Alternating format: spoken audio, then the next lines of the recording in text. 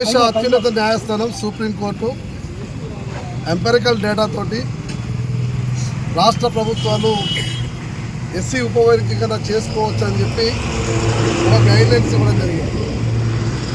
దానికి విరుద్ధంగా తెలంగాణ రాష్ట్ర ప్రభుత్వం చేసింది ఏంటంటే ఎటువంటి శాస్త్రీయమైన లెక్కలు లేకుండా, ఎటువంటి జనాభా లెక్కలు లేకుండా ఈ రాష్ట్రంలో ఎస్సీ వర్గీకరణలు చేయడం జరిగింది. ఎస్సీ వర్గీకరణ గ్రూప్ 1, గ్రూప్ 2, గ్రూప్ 3లుగా 3 విభాగాలుగా ఈ ఎస్సీలను విడగొట్టడం జరిగింది.